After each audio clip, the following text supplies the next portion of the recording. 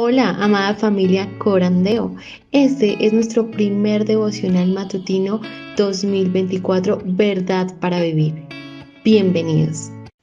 Oremos, hermanos. Padre bondadoso, Dios misericordioso, gracias por este día. Gracias por tu bondad. Gracias por tu inmensa misericordia, por tu gran cuidado para con nosotros.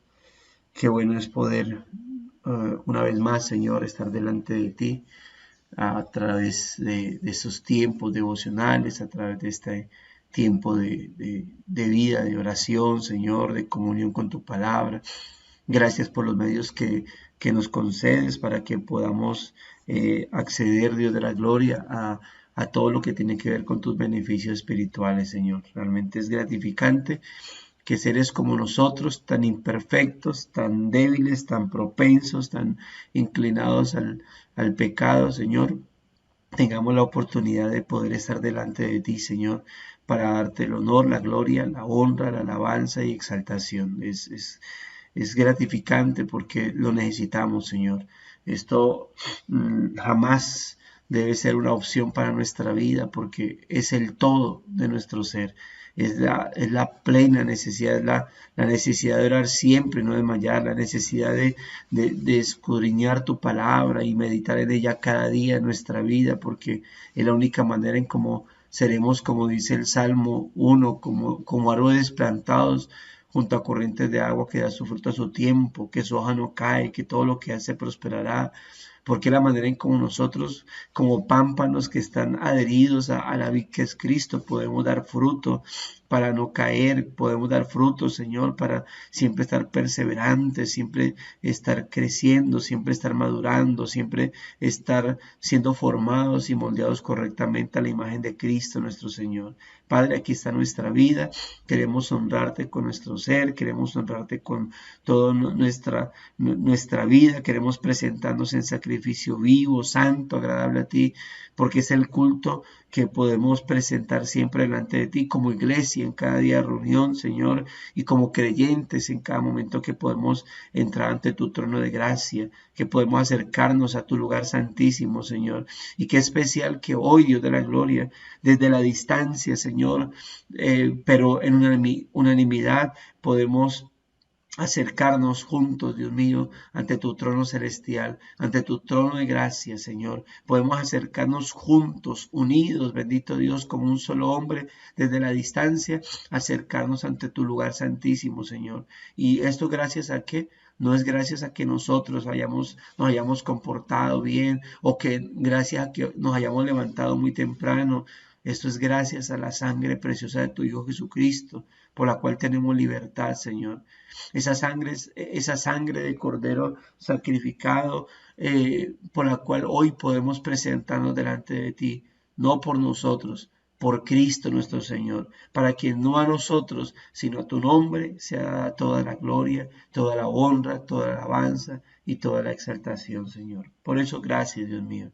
Gracias por este buen momento en el que podemos honrarte y exaltarte con nuestra vida. Gracias por este buen momento en el cual podemos, Señor, dar gloria, honra a ti, bendito Dios. Por eso también, Señor, queremos colocarnos a cuenta, porque si bien no nos presentamos a través de nuestros méritos, o por causa de ellos, porque jamás nos alcanzarían para, Señor, acumular tanto bien, tanta perfección, de tal manera que tú dijeras que nos aceptas. Señor, pues si vienes solo por Cristo y su obra sacrificial, si vienes solo por los méritos de Cristo nuestro Señor, oh Dios, no significa que podamos vivir cualquier tipo de vida en libertinaje, en desobediencia, en mentira, Señor, en hipocresía, en falsedad, sino que podemos y debemos, Señor, presentarnos siempre delante de ti, a cuenta, Señor, buscando ser llenos de esos frutos de justicia que obviamente son presentados por medio de Cristo nuestro Señor para alabanza y gloria de tu nombre, Señor. Pero aquí estamos, Dios, necesitamos de todas maneras estar a cuentas contigo, necesitamos, es nuestro deber, Señor, agradarte, andar como es digno de ti, agradándote en todo, llevando fruto en toda buena obra. Es nuestro deber, Señor, andar en el Espíritu y vivir por el Espíritu, Señor. Es nuestro deber obedecerte y por eso ante aquellos actos de desobediencia, desde nuestros sentimientos, desde nuestros pensamientos, desde nuestros deseos hasta nuestras acciones, Señor, te pedimos que nos perdones, que perdones nuestros pecados, que nos limpies, que nos santifiques, que nos purifique, Dios de la gloria, que nos limpies de toda contaminación de carne y de espíritu y que podamos, Dios de la gloria, estar delante de ti para honrarte y exaltarte con nuestra vida, con nuestro ser, con nuestro pensar, con nuestro hablar, con nuestro oír, con nuestro hacer, Señor, que podamos estarte honrando con cada acto nuestro, bendito Dios. Aquí estamos, Señor. Queremos glorificar y exaltar tu nombre. Queremos glorificar y honrarte con nuestra vida. Padre, gracias, Señor. Gracias porque realmente es un privilegio poder acercarnos delante de ti y encomendarnos a ti, Señor, y ponernos a cuentas contigo y adorarte, Señor, y darte gracias por todo lo que nos concedes, por todo lo que nos das, bendito Dios. Gracias por hoy, por ello, Señor. Gracias por cuidar a nuestra familia. Gracias por cuidar a aquellos que incluso no son creyentes, Señor, no son hijos tuyos, pero ahí están, Señor. Te place cuidarlos, te place sostenerlos, Señor. Te place bendecirles. Oh Dios, Señor, como incluso se los hemos hecho saber, Señor, a ellos. Bendícelos con tu gracia salvadora, porque agradecidos estamos, Señor, realmente de que, aunque no lo merezcan, Señor, les permitas salir y volver a casa. Aunque no lo merezcan, les permitas tener en su alacena, en su nevera alimento. Gracias por ello, Señor. Pero por eso, ¿de qué sirve, oh Dios, al hombre, al mundo, alcanzar la vida, obtener bienes y perder su alma? Por eso, Señor, también en ese mismo amor con ese amor que les tenemos por ser nuestros seres queridos, pedimos la salvación de ellos, la salvación para esos cónyuges inconversos, la salvación para esos hijos inconversos, para esos padres inconversos, para esos hermanos inconversos, Señor, para esos familiares queridos con los que tal vez compartimos comúnmente y que le hemos llevado tu palabra, Señor. Oh Dios, alcánzalos para tu salvación. Seas tú obrando en sus vidas, bendito Dios. Obra en sus vidas, Señor. Sálvalos para que puedan postrarse delante de ti y disfrutar de las mieles de tu gracia y de tu benevolencia, Señor. Muchas gracias te damos, Dios. Gracias por concedernos ver tu reino y ser partícipe de todos los beneficios de estar en tu reino, Señor. Bendito tú, oh Dios y Padre, nuestro Señor Jesucristo, que según tu gran misericordia nos has regenerado y nos has bendecido con toda bendición espiritual en los lugares celestiales en Cristo Jesús. Gracias te damos, Señor. En tus manos encomendamos nuestra vida y te agradecemos por este buen tiempo de adoración, Señor, de exaltación a ti, Señor. Y ahora de lectura de devocional, porque a través de ello pues seremos edificados en la meditación de tu palabra. El honor y la gloria sea para ti por Cristo, nuestro Señor, siempre. Amén. La voluntad del Padre. Entonces dije, aquí estoy, yo he venido, en el rollo del libro está escrito de mí, para hacer, oh Dios, tu voluntad. Hebreos 10:7.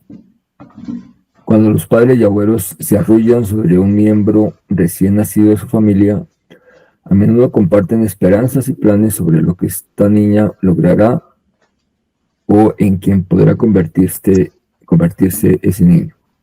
Sin embargo, sería bastante notable si los niños pequeños declaran sus propias intenciones y propósitos en la vida.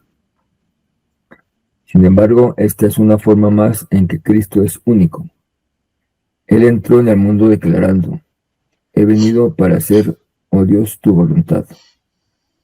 Cuando Jesús tenía 12 años, sus padres lo encontraron conversando en el templo con los líderes y maestros religiosos. María y José lo habían estado buscando durante 3 días sin pensar en mirar allí y estaban desconcertados. Pero él respondió, ¿acaso no sabían que me era necesario estar en la casa de mi padre? Lucas 2:49. Él entendió su propósito desde sus primeros días. ¿Cuál fue la voluntad del Padre que Cristo vino a cumplir? La Biblia nos dice que al enviar a Jesús, Dios le dio a su pueblo aquel que satisfaría todas las demandas de la ley a través de la sumisión total y que luego sufriría el castigo del pecado para liberar a los hombres y mujeres de su esclavitud. La venida del Salvador había sido planeada desde toda la eternidad y prometida a través de todo el Antiguo Testamento, el rollo del libro. Jesús, quien entró al mundo como un bebé en un pesebre, es el cumplimiento mismo de nuestra salvación. En cada momento de su vida, ya sea que estuviera siendo tentado por Satanás o experimentando agonía en el jardín de Getsemaní, Jesús conocía y recordaba su propósito. Él entendió que él estaba allí de acuerdo con la voluntad del Padre. Aunque suplicó que pasara su copa de sufrimiento, se sometió al Padre en perfecta obediencia. Como cualquier ser humano hubiera hecho, él fue tentado a huir de la voluntad del Padre, pero aún así oró: que no sea como yo quiero, sino como tú quieras. Mateo 26, 39 al 46. Jesús no divagó con respecto a la razón de su llegada, y debido a que vivió de acuerdo con la voluntad del Padre, nos uniremos a Él en la eternidad, regocijándonos en todo lo que Él logró en nuestro nombre. Aunque sea siempre fiel, aunque llore sin cesar, del pecado no podré justificación lograr. Solo en ti, teniendo fe, deuda tal podré pagar. Hoy, tú y yo podemos vivir para hacer la voluntad de Dios, no por temor al castigo si no obedecemos, sino con fe en que ya somos bendecidos en Cristo. Debido a que Él siempre obedeció, somos perdonados por nuestros fracasos en hacer lo mismo y liberados con gozo para procurar la voluntad de nuestro Padre. No porque debamos hacerlo, sino porque lo deseamos. Romanos 5, del 12 al 21. Muchas gracias, hermano, por la lectura. Bueno, ahí tenemos un bonito devocional para reflexionar en la razón por la cual estamos aquí ante su presencia, ¿no? Porque eso es lo que creemos, es lo que nosotros, es la convicción que tenemos. Estamos aquí delante de la presencia del Señor, no simplemente sentados para escuchar una clase de Biblia, estamos sentados no simplemente para escuchar a alguien que nos hable la palabra de Dios, o tal vez alguien pueda tener ese concepto, ¿no? Estamos aquí más que eso, ¿no? Estamos aquí para realmente estamos aquí realmente delante de la presencia del Señor, ¿no? Si nuestra posición como hijos de Dios, eso es lo que estamos haciendo. El acercarnos a Él en oración, siempre, digamos, esto siempre me lleva a poder recordar el hecho de que cada día, de que la entrada al lugar santísimo, a ese hecho hecho por mano de hombres, era una vez al año, era y no algo real, era algo simbólico, ¿sí? Era algo que usted hacía, es como que usted, como cuando los niños preparaban la comida, cuando uno jugaba la comidita, o cuando el niño, el hijo pequeño prepara la comida de mentiras y te da de mentiras, y usted probaba la comida de ellos, pero de mentiras. Es que ellos se acercaban a un lugar santísimo, no en juego, ¿no? Sino que era algo simbólico. El sacrificio era algo simbólico. Para poder acercarse a ese lugar santísimo era algo simbólico. Y otro entraba en mi lugar de manera simbólica. Y entonces se imponían las manos a un cordero de manera simbólica para que se vayan los pecados de manera simbólica, aunque era algo real que ocurría, ¿no? Nosotros ahora podemos acercarnos al lugar santísimo de manera real. Es espiritual, pero es un asunto de fe. Yo cuando oro, usted cuando ora, nosotros cuando oramos como iglesia, estamos acercándonos de manera espiritual y real, de manera real a la presencia de Dios, al lugar santísimo. Y no solamente una vez al año, todas las veces que nosotros querramos, cada vez que usted, hermano, cierra sus ojos y ora al Señor, usted está ahí en ese momento delante del trono de Dios en el lugar santísimo. Y usted tiene la libertad para hacer, usted y yo tenemos la total libertad para acercarnos a la presencia de Dios. Y esto obviamente no como lo harían los privilegiados que pueden con facilidad entrar ante la oficina del presidente, o como lo hacían aquella ocasión en los tiempos del rey, los que pueden entrar acercarse ante el trono de un rey humano, terrenal. Nosotros, hermanos, podemos acercarnos ante el trono del Rey de Reyes y Señor de Señores. Y no solamente para decirle, oh Rey, aquí estamos, sino para, incluso más allá que eso, en reverencia, sin duda alguna, saber que estamos ante el Rey del Universo, ante el Señor de Señores, ante el Rey de Reyes, pero también en esa misma fe podemos postrarnos ante nuestro Dios y llamarle Padre nuestro. Y eso gracias a la obra de Cristo nuestro Señor, eso gracias a su obra por nosotros. Gracias a lo que uno llama teológicamente hablando, porque no es un término que aparezca en la Escritura, no es un término que, una frase así como al estilo de la frase Trinidad, no aparece en la Biblia, pero está todo su concepto ahí.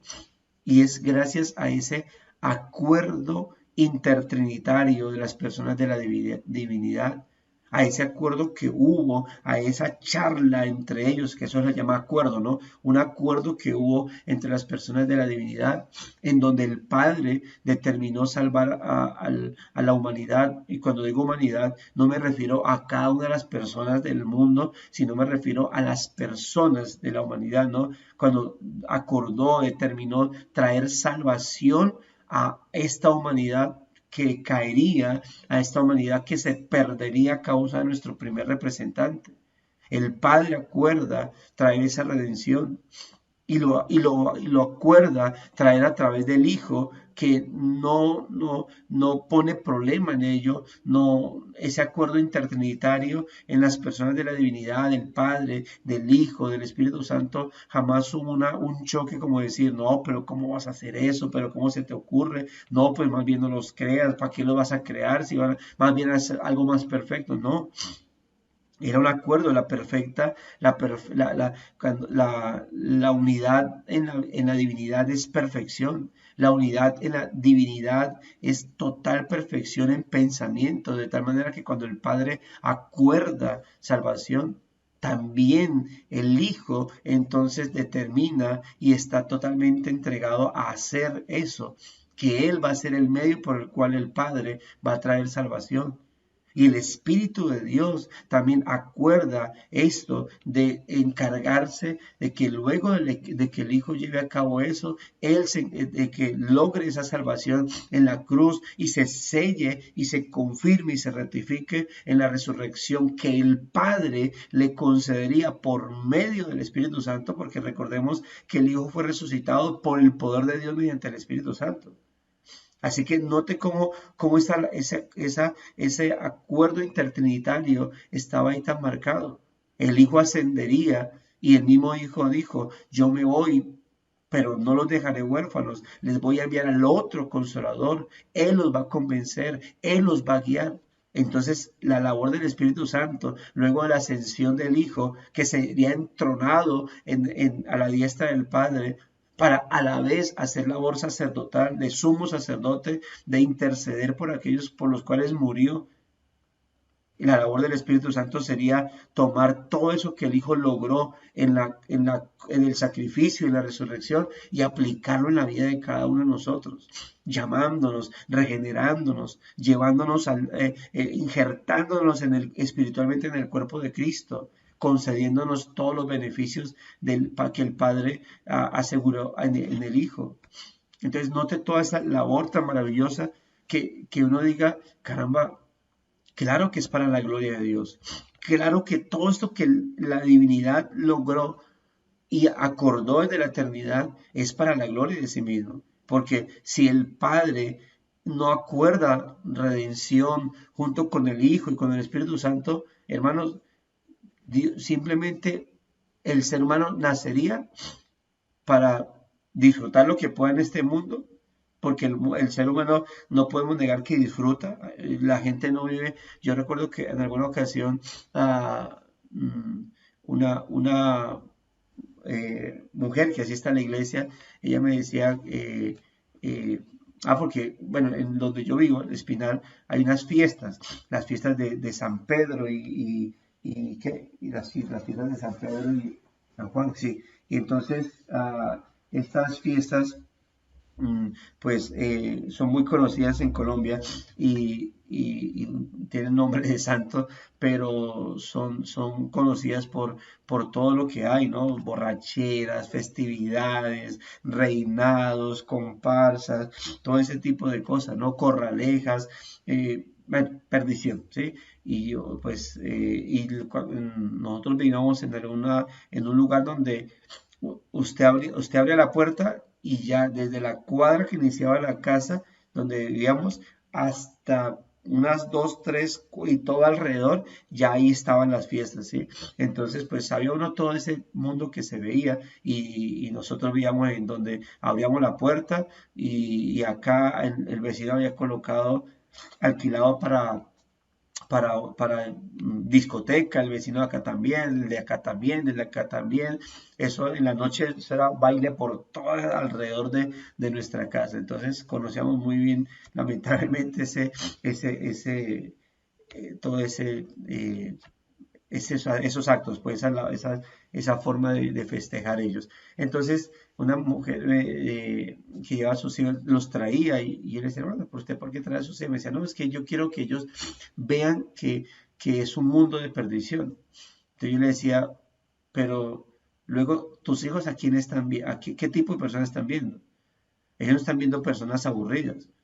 Ellos no están viendo gente bailando ahí con cara estirados, ellos no están viendo gente tomando aburrida, ellos no están viendo gente llorando o harta, ellos están viendo gente feliz, ellos están viendo gente alegre, ellos están viendo gente disfrutando. Si tú los traes a esto para que ellos vean cuán terrible es este mundo, ellos van a decir, pero están felices. Bueno, hoy en día estos muchachos no, cada festividad ellos bajan en su pueblo, disfrutan de ese tipo de cosas, porque este mundo festeja, este mundo es feliz, pero si no fuera por causa de Cristo, este mundo disfrutaría esta vida, algunos serían amargados, sin duda alguna, porque también hay de eso en este mundo, gente insatisfecha, pero ¿qué pasaría? Morirían y pasarían una condenación eterna. Todos, absolutamente todos. Es gracias a ese acuerdo intertrinitario, gracias a ese acuerdo de las personas de la divinidad, que hoy en día podemos hablar o podemos leer la palabra del Señor y hablar de personas que serán salvas, hablar de personas que morirán y partirán a la eternidad. ¿Pero por causa de qué? Por causa de Cristo, por causa de la fe en Él, por causa de que sus vidas han sido rendidas al Señor, gracias a ese acuerdo. Ahora, esto gracias a Cristo, ¿sí? ¿Por qué? Porque, como dice el texto que leímos, ¿no? De Hebreos 17, dice, entonces dije, he aquí yo he venido, en el rollo del libro está escrito de mí, para hacer, oh Dios, tu voluntad. Ahora, es cierto que el texto, bueno, relaciona el Antiguo Testamento con el rollo del libro, pero yo puedes hablar de que más allá de eso, cuando se refiere a que en el rollo del libro está escrito, creo más bien que en ese libro de los decretos de Dios. Dice Deuteronomio que las cosas secretas le pertenecen a Dios y las reveladas son para nosotros sus hijos, ¿verdad? Y eso está en la palabra del Señor. Tenemos una voluntad divina, una voluntad revelada y tenemos una voluntad decretiva. Cuando uno habla de la voluntad decretiva, es de muchas cosas que Dios ha decretado que no están ahí en la palabra del Señor, pero que las conocemos a través de la providencia. ¿Qué es la providencia? Es el cumplimiento de la voluntad decretiva de Dios desde antes de la fundación del mundo y que vamos conociendo a través a través de la historia de la humanidad. Parte de esa historia de la humanidad está registrada en la palabra del Señor y otra parte simplemente la estamos viendo. Hay cosas de nuestra vida no está, como se dice, yo no veo mi vida escrita en la palabra del Señor, ¿verdad?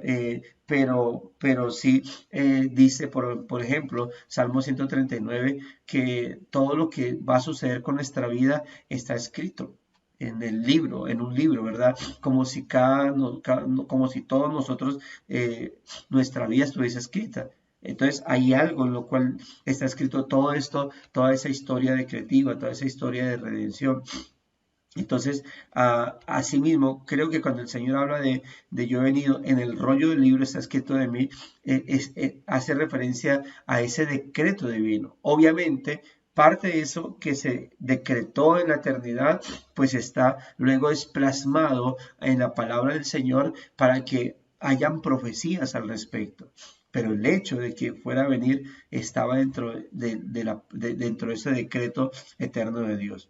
Como un libro espiritual, si pudiésemos decir. No nos imaginemos el libro de los decretos de Dios, no nos imaginemos un libro gigantesco, ¿no? Y, es simplemente un lenguaje simbólico al respecto, es un lenguaje simbólico.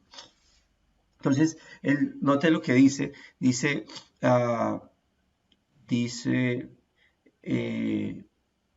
esta es una forma más en que Cristo es único al entrar en el mundo declarado. O sea, a diferencia de seres humanos, que nosotros no somos almas chiquitas, de pronto como en el cielo diciendo, ya, es mi turno es mi turno de ir al mundo a empezar a vivir, dame un cuerpo. No, a diferencia de eso, Cristo sí existía desde la eternidad y él antes de venir a un cuerpo sabía a qué venía, ¿sí?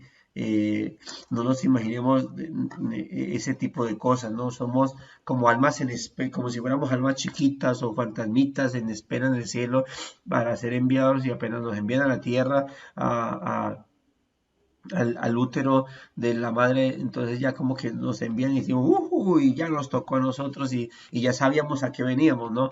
No, creo, obviamente eso es parte de los misterios, de las cosas que no sabemos cómo exactamente ocurre, pero podemos decir que está en el decreto de Dios, o sea, Dios sabe quién va a existir, quién va a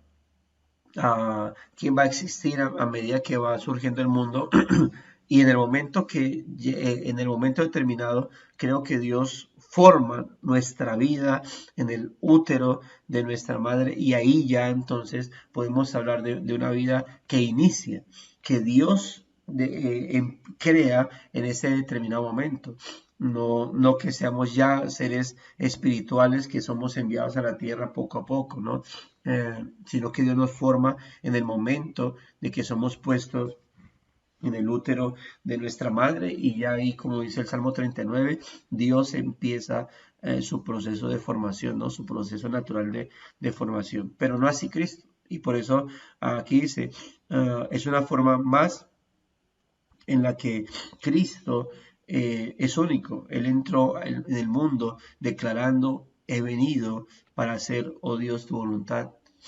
Él sí era consciente antes antes de la creación de todas las cosas, antes de entrar, antes de ser puesto en el útero de María, él sí era consciente. Y por eso antes de ser puesto en el útero de María, incluso puedo decir en el útero de María, sabía a qué venía, a hacer qué cosa, la voluntad del Señor, y eso se fue reflejando. La Biblia obviamente nos muestra como fue concedido por obra y gracia del Espíritu Santo, como del hecho de que María llegara a encontrarse con Elizabeth, ya veíamos algo espiritual, porque la criatura, o el hijo Juan el Bautista, que es conocido como Juan el Bautista, estaba en el vientre de Elizabeth, saltó, ¿no? Por causa de Cristo haber llegado en el vientre de María. Todo esto es muy especial. Luego vamos viendo cómo Cristo va creciendo en gracia, en sabiduría, delante de Dios, delante de los hombres.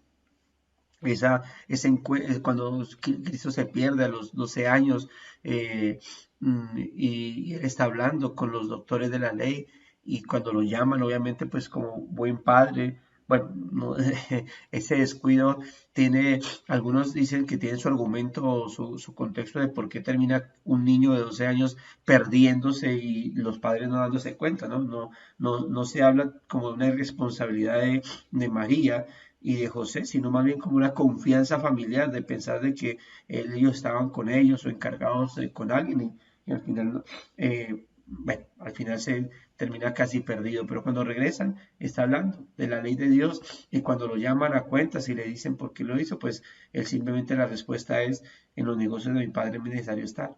Es decir, Cristo no era alguien como quiere mostrar esa ilustración, ¿no? Cuando uno les pregunta a los niños: ¿tú qué quieres ser cuando grande?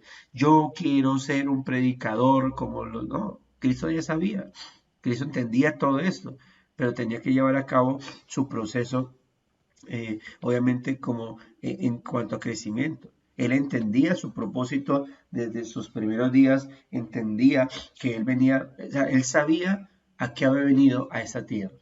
Él no es un niño frustrado que quería jugar, que quería hacer esto, que quería hacer lo otro, pero por causa del padre pues no puede hacerlo. Y entonces el niño frustrado, el niño que está por ahí triste mientras ve a otros jugando y diciendo: ay, yo no puedo ser como ellos, ay, a mí me toca hacer esto, ay, yo no puedo tener una familia, ay, me toca morir. No, o sea, Cristo no era eso. Cristo sabía a qué venía.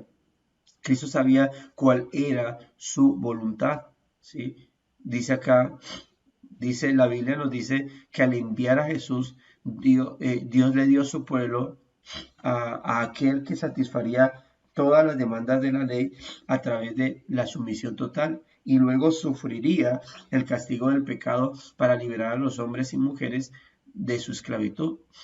Y aquí es donde yo siempre recalco el doble propósito de la encarnación de Cristo. Cristo fue encarnado con un doble propósito. Yo creo que ya lo he mencionado acá. Primero, dar gloria a Dios a través de perfecta obediencia. El primer propósito de Cristo venir es dar gloria a Dios. Yo sé que cuando nos preguntan a qué vino Cristo al mundo, la respuesta es, casi que la respuesta inmediata es para salvar a la humanidad, o para salvar o para redimirnos del pecado, ¿verdad? Pero yo creo que esa es una segunda respuesta, o una respuesta que se desprende de una primera, que debe ser en ese orden. Cristo vino primeramente a dar gloria a Dios a través de perfecta obediencia, a través de hacer la voluntad. Cada vez que Cristo le preguntaban, decía: yo no vine a hacer mi voluntad, sino la voluntad del que me envió. Mi pan, mi comida es hacer la voluntad de Dios. Siempre recalcó eso, especialmente en el Evangelio de Juan capítulo 6. Yo vine a hacer mi voluntad, perdón, la voluntad de mi Padre. Esa es mi voluntad, hacer la voluntad del Padre. Entonces, Él vino a ser perfecto, a vivir en perfecta obediencia. ¿Para qué? Para llevar a cabo su segundo objetivo, su segundo propósito de encarnación: ser un perfecto mediador. Porque obviamente Cristo venía a ser redentor, Cristo venía a ser representante, claro que sí.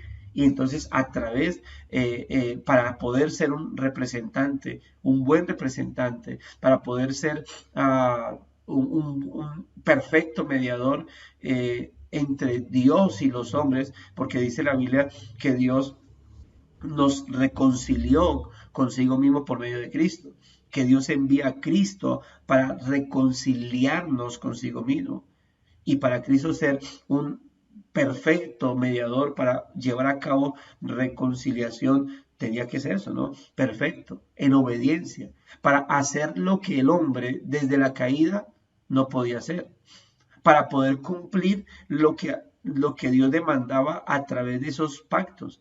Le demandó un pacto, estableció un pacto de obediencia con Adán, con Noé, con Abraham, con Moisés. El pacto de David es basado en el pacto sinaítico, y el hombre jamás pudo ser perfecto en obediencia, jamás pudo lograr eso. No hay hombre que haya podido cumplir con esa labor. Entonces, ese es el doble objetivo, el doble propósito de la encarnación, ¿no? Recuerden que cuando hablamos de encarnación, hablamos de Cristo siendo puesto en carne, es decir, Cristo siendo puesto en un cuerpo, con el objetivo de venir a hacer la voluntad de Dios. Y lo primero es eso, ¿qué? Dar gloria a Dios a través de perfecta obediencia. ¿Para qué? Para poder ser un perfecto mediador. ¿Y de qué manera Cristo lleva a cabo esa mediación? Sustituyéndonos en la cruz, recibiendo el cargo de nuestros pecados, es decir, imputando nuestras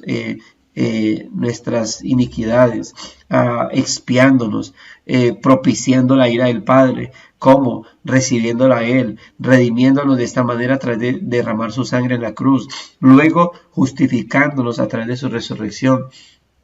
Es todo eso y glorificándonos obviamente a través de su ascensión, porque es ahí en donde todo esto es un paquete. El kit de salvación tiene que ver con la encarnación de Cristo, con el sacrificio de Cristo y todo lo que implica la resurrección de Cristo, la ascensión de Cristo.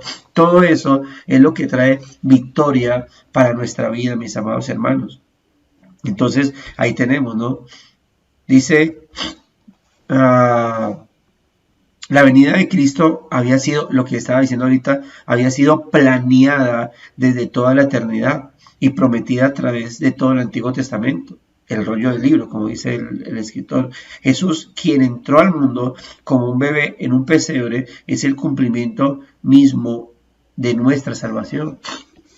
Entonces ahí tenemos, mis amados hermanos, cómo el Señor lleva a cabo esta labor, pero algo planeado. O sea, el sacrificio de Cristo no fue el plan B.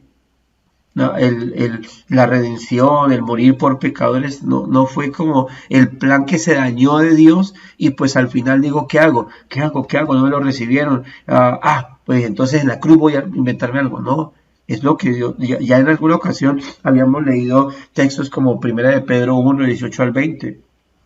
El Cordero que fue inmolado desde antes del mundo, desde antes de la eternidad. Apocalipsis 13:8, ¿no? El Cordero que fue inmolado desde antes de la eternidad, desde antes de la fundación del mundo. No es el plan B de Dios. El sacrificio de Cristo ha sido el plan eterno de Dios a causa de lo que Él sabía que iba a pasar con la humanidad al darles un libre albedrío. Por eso cuando se habla de el libre albedrío, un esclavo, dice Lutero y luego confirma Spurgeon, la esclavitud del libre albedrío. Pero cuando cayó bajo esclavitud, en la caída, el ser humano tuvo un libre albedrío puro en el Edén. Adán y Eva tuvieron un libre albedrío puro, sin ser manchado. Cuando caen, su libre albedrío queda totalmente manchado por el pecado. Su libre albedrío queda totalmente esclavizado. Y de ahí el hombre no puede hacer ningún tipo de bien que glorifique a Dios. Es decir, puede hacer cosas buenas a los ojos humanos, pero ninguna de esas cosas buenas glorifica a Dios, sino a través de una fe, de una rendición al Señor. En el antiguo pacto era una entrega total al Señor, una rendición a Dios, una vida entregada a Dios. En Cristo ya es una vida rendida a Cristo. Hoy en día, luego de Cristo venir, ningún ser humano que no esté en Cristo puede hacer algo bueno que glorifique al Señor. Entonces ahí tenemos como esta salvación que dice que fue planeada desde toda la eternidad. Dice, en cada momento de su vida, Cristo sabía lo que estaba haciendo. Incluso los ataques a esas constantes tentaciones que tuvo Cristo, pero Cristo tuvo dos batallas fuertes con respecto a lo que vino a hacer. El desierto, Getsemaní. Fueron las dos batallas fuertes que Cristo tuvo en el desierto y en el Getsemaní. En el desierto, notemos que las tres tentaciones tenían que ver con que Satanás quería lograr que Cristo se independizara de la labor que vino a hacer e hiciera lo suyo por aparte. Esas tres tentaciones de haz tu propia vida, no estés rendido al Padre, no dependas del Padre, tú también eres Dios, también. Haz por tu propia cuenta, sé tu propio rey, tal cual, solo que con diferentes palabras, pero la misma tentación que tuvo Adán y Eva en el Edén, de alguna manera la estaba teniendo Cristo. ¿Para qué? Para que lo que pasó en el Edén, que Adán perdiera como representante de la tierra y arrastrar a toda la humanidad en pecado, pues también quería hacer lo mismo Satanás. O sea, la conchudez, ¿no? La conchudez, la estupidez de Satanás de querer ahora tentar al mismísimo Hijo de Dios, sabiendo de él que Cristo obviamente era Dios también, perfectamente Dios, completamente Dios, pero sabía también que en la divinidad había algo distinto, era humanidad. Entonces por ese lado quería hacerlo y se le permite hacerlo. Y él quería, obviamente, si hace ceder a Cristo la tentación, pues ¿qué pasa con la humanidad que venía representada en él? Ya, no hay salvación, no hay redención. Pero Cristo pasa esa prueba y por eso la tentación del desierto, a diferencia de las demás tentaciones que Cristo tuvo, que constantemente lo hacían, esta era crucial. Esta era crucial. Fue una batalla terrenal, cósmica, que se llevó a cabo en el desierto y donde Adán en el Edén, en el paraíso, Adán perdió una gran batalla. En el desierto Cristo ganó una gran batalla. Adán tenía todo para ganar, Cristo tenía todo para perder, pero Adán perdió y el postrer Adán ganó. Y Adán perdió y arrastró en su derrota a la humanidad. Cristo ganó y en su victoria arrastró a todos aquellos que él vino a representar. Entonces ahí era decisivo. Y luego en el Getsemaní, donde Cristo tenía toda la presión, ya hemos hablado acerca de esto, Cristo tenía toda la presión encima. Cristo en la cruz iba a sufrir la ira del Padre. Cristo en la cruz iba a sufrir dos cosas: nuestros pecados y la ira del Padre por causa de nuestros pecados. Cristo iba a cargar con las podredumbres nuestras. Y siempre he recalcado esto, hermano. O sea, tan solo pensar en que mis pecados los pasados, los presentes y de repente los futuros iban a ser cargados sobre Cristo, eso ya es mucho. Eso ya es mucha podredumbre. Y si tan solo pensamos en los pecados de los 38 que estamos conectados, pero pensando que posiblemente con alguno de ustedes haya otra persona, entonces vamos a hablar de más todavía. Imagínense la podredumbre de 38, 40, 50 personas, no sé, que estemos aquí, sobre una persona. Ahora piense sobre las personas de su ciudad que son creyentes y de las diferentes ciudades que hay acá. Ahora piense en las de todo el mundo. Hermano, Cristo tenía que cargar eso. Cristo tenía que, como si abriera la boca y todas nuestras podredumbres entraran en la vida de Cristo, hermano. Eso era una presión. Y luego de cargar cosas que él nunca había cargado, es decir, experimentar el pecado. Cristo no pecó. Al que no conoció pecado, Dios lo hizo pecado por nosotros.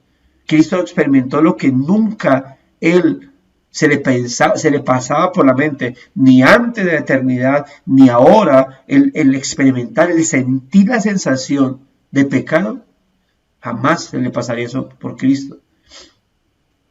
Pero Cristo sabía que en la cruz eso lo iba a experimentar.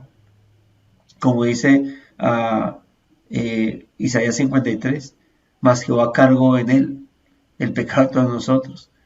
Y aparte de esas podredumbres, experimentar lo que Cristo jamás había experimentado, la ira de Dios, la ira de Dios.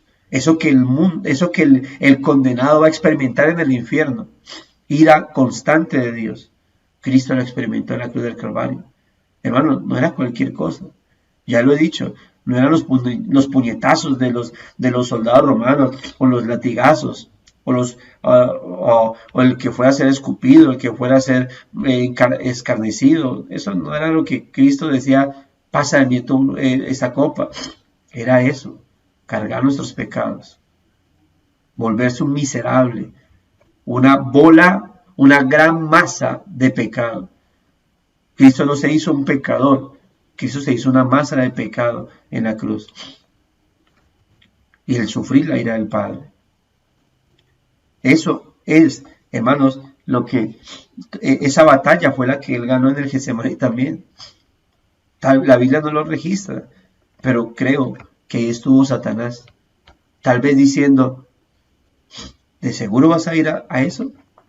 ¿Lo merecen esas personas? ¿Vas a ir a entregar tu vida por ellos? ¿Realmente crees que vale la pena? Esas personas no te van a agradecer bien. Esas personas constantemente van a volver a pecar y a pecar. No te van a dar la honra que tú te mereces. ¿Realmente crees que vale la pena cargar esos pecados? ¿Estás dispuesto a sufrir la ira de Dios, de tu Padre? O sea, ¿tu Padre te va a castigar de esa manera por culpa de otros que ni siquiera te van a agradecer? Eso no lo registra la Biblia, pero puedo pensar, según la artimaña del diablo que se ve en la Biblia, puedo pensar que esas cosas fueron llevadas a la mente de Cristo. Cristo estaba, podemos decir ahí, vulnerable, así como el desierto, vulnerable, sin comer. Yo les decía a los hermanos, recordemos que, es que, bueno, a un hermano me hacía esta pregunta y casi que lo exhorté porque me hacía una pregunta, algo que se recalcó en el culto. Cristo no fue tentado porque estaba ayunando, ni la tentación de Cristo fue hacerlo salir del ayuno. La tentación de Cristo era más allá de hacerlo comer y romper un ayuno. Pero Cristo estaba vulnerable en el desierto, con frío, con hambre.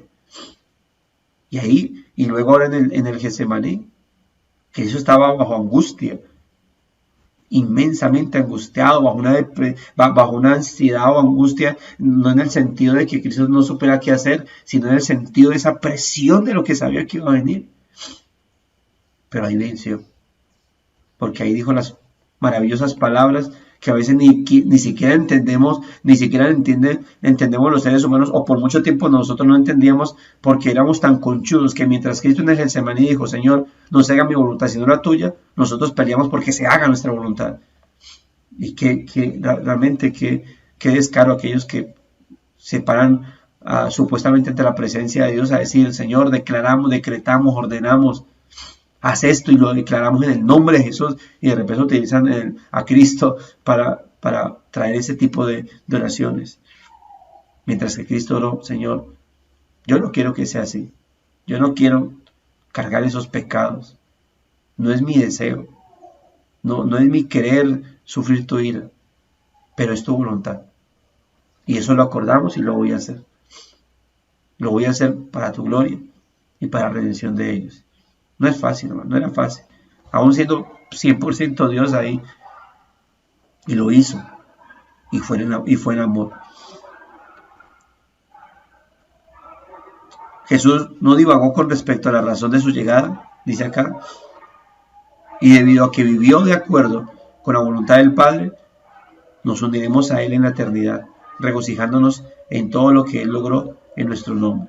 Y aquí cita un maravilloso himno. Casi siempre este himno lo entonamos después de la Santa Cena. Cuando hemos participado de la Santa Cena, casi siempre, no digo que siempre, pero casi siempre lo entonamos. Aunque sea siempre fiel. aunque llore sin cesar, yo del pecado no podré justificación lograr. Solo en ti, en Cristo, teniendo fe, deuda tal podré pagar. Bueno, porque esa deuda el Señor la canceló. Hermanos, hoy tú y yo podemos vivir para hacer la voluntad de Dios. No por temor al castigo si no obedecemos, sino con fe en que ya somos bendecidos en Cristo.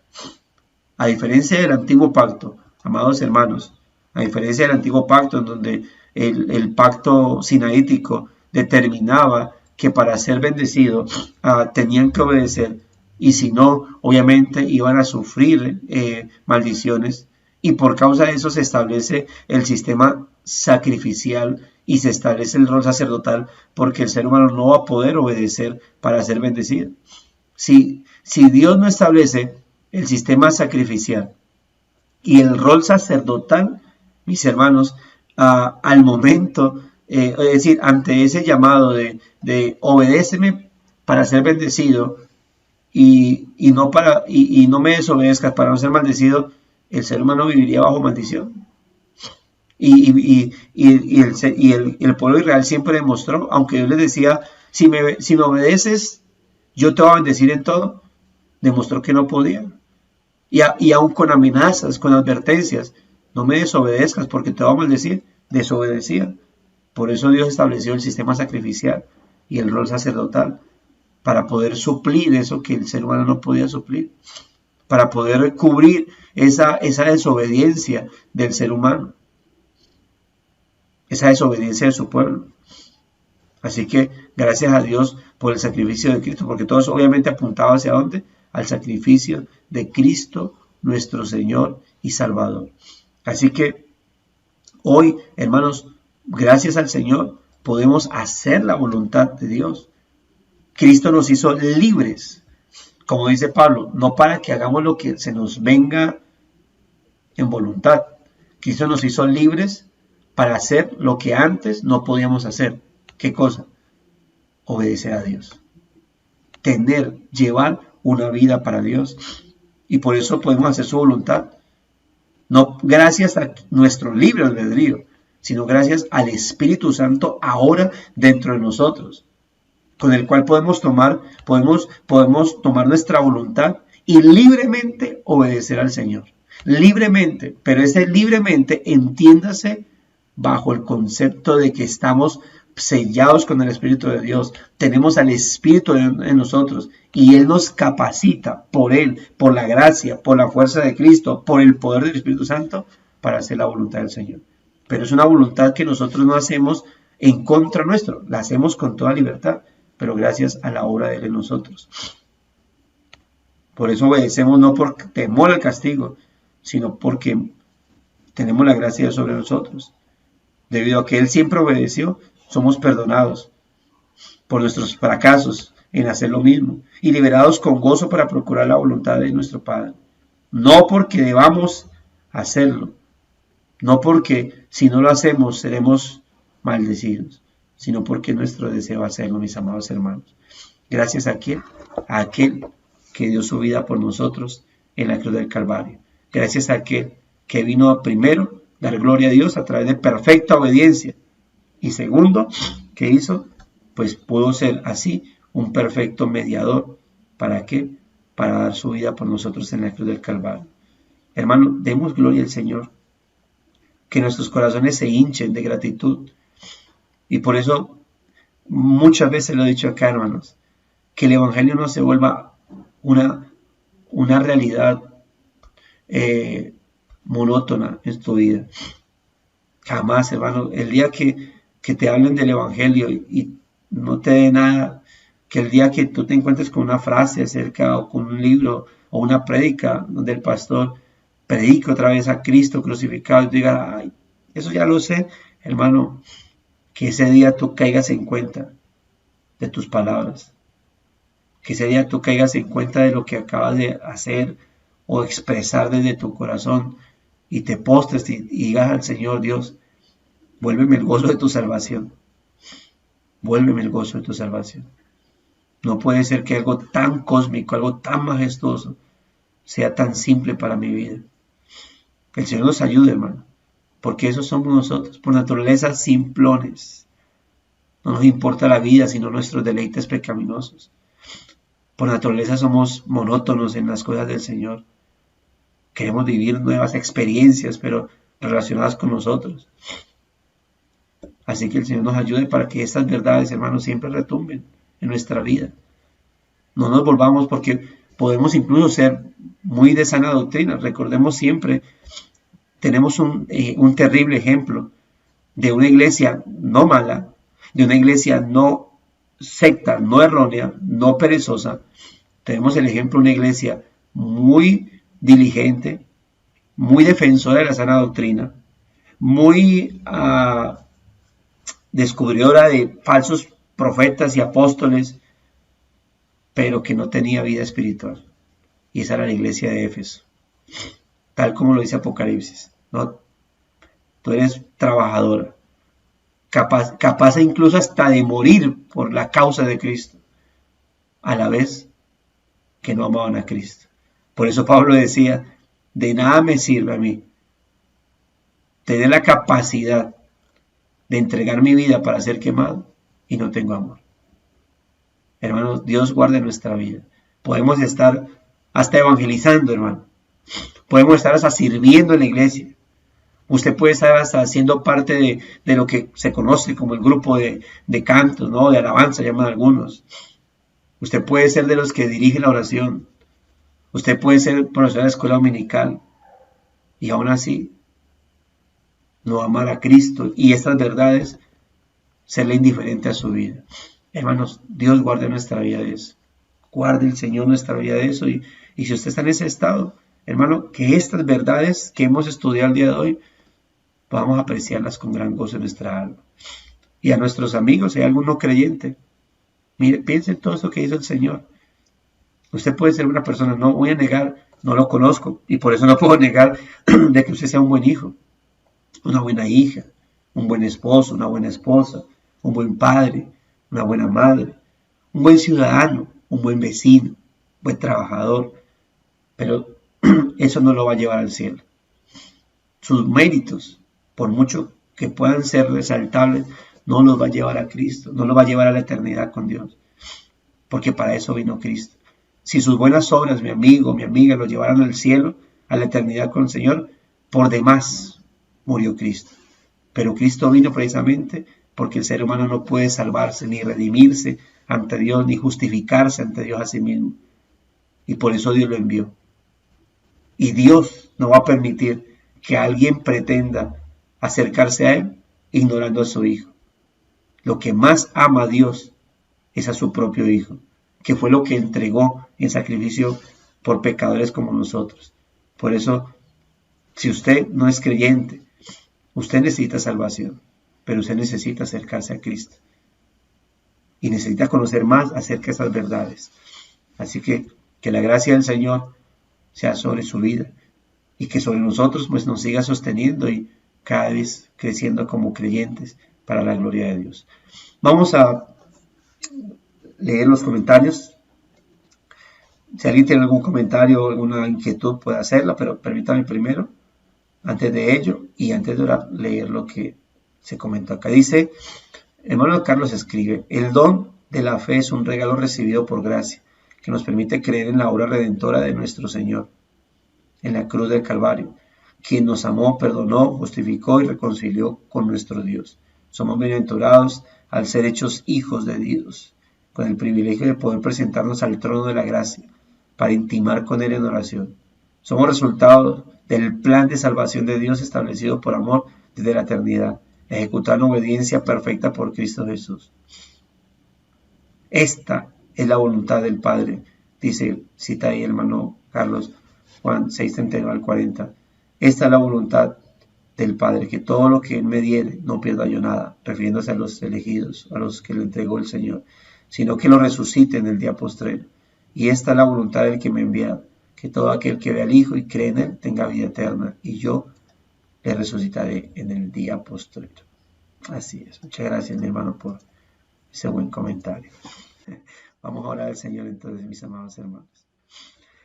Bondadoso Dios y Padre nuestro, gracias por tu inmenso amor. La verdad, yo mismo que recalco esto, necesito recalcármelo cada día, porque somos tan fáciles para que verdades como estas sean tan simples en nuestra vida, Señor.